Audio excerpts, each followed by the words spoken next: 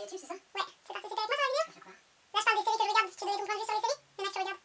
Ah bon? Je parle de The Walking Dead, je parle de Game of Thrones, je parle de Dexter. T'as vu Dexter? Non, je suis pas Participé. prêt pour ça. Putain, on n'est pas prêt pour ça Pas encore. dans le mood. Il est pas dans le mood. On dit le mood aussi, papa, on est pas dans le mood. Le mood? Ouais. Salut tout le monde, on se retrouve aujourd'hui pour une nouvelle vidéo et je vais parler de 5 séries que j'apprécie et que j'ai terminées dans le sens où j'ai vu tous les épisodes qui étaient en ligne actuellement, enfin qui étaient sortis. Alors tout d'abord, je tiens encore une fois à vous présenter mes excuses parce que le micro. Et ensuite, je ne suis pas en lumière naturelle, il est actuellement 22h33. Je sais, il est tard, mais en fait j'ai déjà filmé cette vidéo. Et j'ai fait le montage aujourd'hui, en fait j'ai commencé le montage hier, j'ai continué aujourd'hui. La vidéo était tournée mais il y avait beaucoup trop de plans qui étaient disons mauvais pour que je la mette en ligne. Je préfère privilégier la qualité à la quantité et la rapidité. Donc me voici en lumière artificielle, mes petites lampes partout. Parce que aussi j'ai pas le temps de... Enfin je sais que là dans la semaine à venir et la semaine d'après, j'aurai pas forcément le temps de filmer en lumière naturelle. On ferme la parenthèse et on passe à la suite. Je vais voir si j'allume la lumière, petit backlight là comme ça. Ah, c'est peut-être pas mal comme ça aussi. Bon voilà, j'allume une lumière, super. Donc ce qui se passe, c'est que j'avais l'intention de vous présenter 10 séries différentes, mais ça aurait été beaucoup trop long. Du coup, j'ai décidé de vous en présenter 5 maintenant et 5 une autre fois. Et après, si vous le désirez, je pourrais faire une vidéo par série. S'il y a une des séries qui vous a intéressé, dont vous voudriez que je parle plus précisément, je peux le faire. Il suffit de le dire en commentaire et de dire de quelle série vous voulez que je parle dans un épisode individuel quoi. Donc on peut commencer avec la première série. C'est PLL pour les intimes, Pretty Little Liars, pour ceux qui ne connaissent pas vraiment. Donc c'est une série qui a débuté en 2010. J'ai commencé à la regarder à cette période-là. En fait c'est une copine qui me l'a présentée. Quand elle venait de sortir, il n'y avait que 2 épisodes. Donc, pour ceux qui ne connaissent pas, Pretty Little Liars, c'est un peu une série de filles. Ça présente 5 copines. Elles font un soir une soirée pyjama, quoi, dans la grange de l'une d'elles. Et quand elles se réveillent au petit matin, il y en a une qui a disparu. Donc, en tout, elles s'appellent Aria, Anna, Spencer, Emily et Allison. Et au petit matin, c'est Allison qui a disparu et on la retrouvera pas. Ça, c'est un flashback en fait. Et juste après, on a les filles un an après qui reviennent à Rosewood, donc la ville où tout s'est passé et où elles habitaient de base. Il s'avère qu'elles reçoivent toutes des messages signés A. Et dans les messages, ça parle de quelque chose que seule elles 5, donc avec la disparue, connaissaient. Du coup, elles se demandent qui ça peut être et ça devient vite du harcèlement. On va dire que toute la série, c'est la quête de A. Elle se demande pendant chaque saison après saison qui est A. Donc nous aussi on se demande, on le sait pas.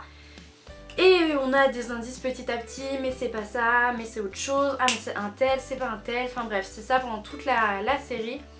Et même aujourd'hui, au point où moi j'en suis, on est limite encore dans ce cas-là. Alors que A, ça a été dévoilé plusieurs fois quoi. Donc Pretty Little Liars, la note que je lui donnerais, je dirais 2,5 sur 5. Et peut-être que je suis gentille mais j'ai pas envie d'être méchante non plus parce que c'est mon petit bébé. Et il n'aurait pas dû continuer aussi longtemps. Après faut voir la suite des épisodes parce que honnêtement elle n'est pas encore terminée. Et on attend du coup les prochains épisodes. Mais la saison où je suis, j'en suis à la 6B je crois. Ça se répète en fait par rapport aux saisons précédentes. C'est exactement le même schéma avec toute la même chose qui se passe en fait et ça se répète et ça nous lasse. Alors je vois des commentaires à chaque fois sous les vidéos qui disent que c'est nul, que ça se répète et tout et moi je garde espoir, je fais non mais ça se trouve c'est fait exprès, c'est un parallélisme, on ne sait pas. Sauf que j'ai bien peur que ça n'en soit pas un, j'attends de voir la suite et puis voilà. Donc on continue. Donc la deuxième série c'est Dexter. C'est une série qui date de 2006, elle est assez vieille. Enfin vieille, 2006 c'est pas si vieux que ça mais c'était quand même il y a 10 ans. Quand on se rend compte. Donc tout le monde ne la connaîtra pas vu qu'il y a aussi les jeunes qui ne la regardent plus vu qu'elle est terminée et on la voit plus à la télé quoi. Donc elle parle de Dexter Morgan qui est un expert médico-légal. C'est un expert en taches de sang on va dire. Il travaille avec la police de Miami et il enquête sur les scènes de crime par rapport au sang. Il aide aux enquêtes et c'est lui qui trouve un peu comment le meurtre a été commis et avec quel objet. À côté de ça, Dexter est un psychopathe. un tueur en série. Au début de la série il y a beaucoup de victimes et ça se passe un petit peu plus au fil du temps parce qu'il y a plus du psychologique et l'histoire quoi, parce qu'on a compris qu'il tuait toutes les semaines, on n'a pas besoin de voir tous les meurtres quoi. Et donc avec son père, qui n'est pas vraiment son père, spoil time. Non je rigole, c'est pas un gros spoil, vous saurez après, enfin c'est pas un élément important de l'histoire quoi, enfin c'est important mais on l'apprend dès le début. Et donc avec son père, qui s'appelle Harry, ils établissent un code, ce qui fait que Dexter en fait ne va tuer que des criminels, donc violeurs, meurtriers et tout, mais qui ne regrettent pas leur choix. Par exemple si c'est quelqu'un qui a été en prison, qui a fait sa peine quoi, et qui revient changer, il va pas le tuer, mais si c'est quelqu'un qui a l'intention de recommencer ou qui a même pas été puni en fait, bah c'est mort, il passe à la trappe sur la table de Dexter, c'est fini quoi. Et du coup en fait être expert médico-légal ça va l'aider en tant que psychopathe vu qu'il fait partie intégrante de la police et il sait tout sur les enquêtes donc il saura quand il sera en danger ou non. Et du coup oui, nous on s'attache au personnage parce que c'est le personnage principal, on est carrément dans sa tête en fait, il est aussi en voix off. On se dit ouais il est pas si méchant vu qu'en fait il tue que des méchants quoi. Donc on s'y attache facilement et on découvre son histoire avec sa sœur, ses collègues, ses amis. Et voilà, donc franchement moi cette série je lui mettrais, allez, 3,5 sur 5, je crois que je mettrais jamais 5 sur 5 hein, mais bon c'est approximatif. Pourquoi 3,5 et pourquoi pas plus? Je dirais parce que vers la 6ème voire la 5ème saison, ça devient un peu naze en fait. L'histoire, j'ai l'impression que les créateurs, les producteurs, réalisateurs, scénaristes n'avaient plus trop d'idées, d'imagination pour ce scénario là. Voilà, ça devient lourd en fait. Et le pire, je ne vous raconte même pas le dernier épisode. Alors si vous n'avez pas vu le dernier épisode, que vous n'avez pas vu toute la série et que vous voulez la regarder, regardez-la, mais ne regardez jamais le dernier épisode, c'est une déception. Mais j'ai des amis qui l'ont aimé, mais alors moi pas du tout. C'est inconcevable une fin comme ça pour une série comme ça quoi. Je suis déçue. Voilà. Mais bon voilà, elle est terminée. Si je devais la recommencer, je le ferais. Pas si je devais, on va pas me mettre un couteau sur le corps. Non, c'est que j'ai pensé il y a pas longtemps, je me dis oh je me la referais bien et tout, mais bon j'ai déjà 130 séries en cours, on va se calmer. On va y aller doucement, mais pourquoi pas cet été me la refaire parce que franchement Dexter c'est bae quoi. Dexter je t'aime. La série numéro 3 c'est The Walking Dead. Excusez-moi ma prononciation. The Walking Dead. Alors The Walking Dead, série qui date de 2010, j'adore. Je mettrais même, je vais dire tout de suite la note, je dirais 4 voire 4,5 sur 5. Franchement cette série je l'adore. Je l'ai commencé il y a un petit moment quand même. Il y a donc 6 saisons et une 7ème de prévue. C'est sur des zombies, donc il y a une apocalypse et notre personnage principal Rick qui était à l'hôpital, il se réveille, c'est l'apocalypse, il n'y a plus rien, il y a plus de service à l'hôpital, il n'y a plus rien du tout, c'est vide, c'est le bordel, pareil dans la rue.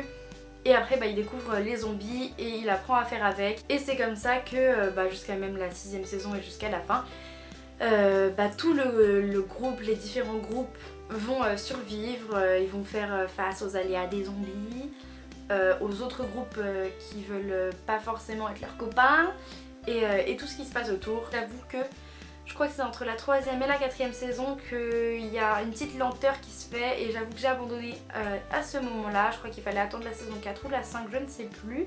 J'ai pas voulu la reprendre tout de suite, je me suis dit oh vas-y c'est trop long et tout, et au final quand j'ai repris je me suis dit mais pourquoi j'ai attendu en fait. Et c'est ce que je dis à mes amis qui l'ont arrêté. Je leur dis mais tu fais quoi? Reprends-la tout de suite. 4ème série, Game of Thrones. Alors pareil, c'est super connu et en plus il y a plein de pubs autour de ça. Ça va être plus compliqué à vous la décrire parce que c'est un bordel monumental, mais vraiment monumental. On voit en fait plusieurs familles, c'est pas une famille principale on va dire, on en voit plusieurs.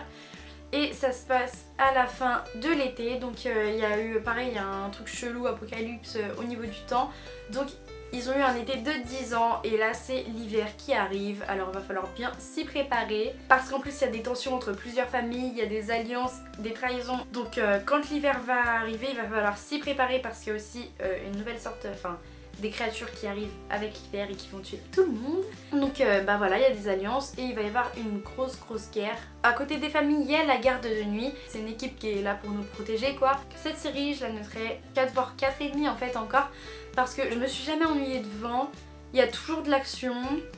Aussi, petit avertissement, ne vous attachez à aucun personnage, ils mourront. Voilà, donc maintenant on passe à la 5e série, c'est Baby Daddy. Alors là, je crois que personne ne la connaît, je sais même plus comment je suis tombée dessus. Et ça parle de Ben Stiller, mais qu'est-ce que je raconte? De Ben Wheeler, qui est un jeune adulte, qui vit avec son frère et son meilleur ami. Donc son frère c'est Danny Wheeler et son meilleur ami c'est Tucker. Et après il y a la mère de Danny et Ben qui s'appelle Bonnie. Et un jour, Ben, enfin le premier épisode, il y a quelqu'un qui cogne à la porte, Ben ouvre et on découvre un bébé. Et en fait ce bébé appartient à Ben, donc c'est sa petite fille. Et la mère ne voulait pas l'éduquer, elle l'a déposé dans un petit berceau. Hop, je lui file au père, voilà je suis tranquille pour profiter de ma jeunesse. Voilà, super mère. Et du coup bah on va voir comment Ben et puis aider de ses amis et de sa famille, parce que j'ai oublié de présenter un personnage que je vais vous présenter juste après. Comment Ben bah, du coup va réussir à élever sa fille et à gérer toute cette situation, et comment il va pouvoir bah, du coup élever sa petite fille qui s'appelle Emma. Et à côté il y a Riley. Riley c'est une amie d'enfance de Ben et Danny, et là-dedans il y a un triangle amoureux. Donc Riley a toujours été amoureuse de Ben et Danny a toujours été amoureux de Riley, sauf que dans le début des épisodes on va se rendre compte que Ben tombe petit à petit amoureux de Riley et s'aperçoit qu'en fait elle l'aimait et qu'elle l'aime toujours, et du coup ça fait ce triangle amoureux dont je vous parle. Donc même si le nom de la série ne vous dit rien, le nom des acteurs va peut-être pas vous dire quelque chose, mais leur tête qui sera affichée là vous dira quelque chose. Donc il y a dans le rôle de Ben Jean-Luc Bilodeau et dans le rôle de Riley Chelsea Kane. Ce sont des acteurs qui ont joué dans des séries qu'on a regardées en fait quand on était jeunes, mais on s'en souvient plus. Voilà, c'est terminé pour cette vidéo, j'espère qu'elle vous a plu. Je vous dis à la prochaine parce que je sais que je vais faire une autre vidéo sur les 5 autres séries dont je voulais vous parler. N'hésitez pas encore une fois à mettre un petit like, donc le pouce en haut, pas en bas. Et à laisser un commentaire pour me dire si vous voulez que je parle d'une série en particulier pareil dans une seule vidéo. Et puis me laisser vos commentaires, ce que vous avez envie de me dire. N'hésitez pas, je lirai, je répondrai. N'hésitez pas non plus à vous abonner, ça me fera très plaisir et ça vous permettra d'être informé en quelque sorte quand je posterai des nouvelles vidéos. Salut!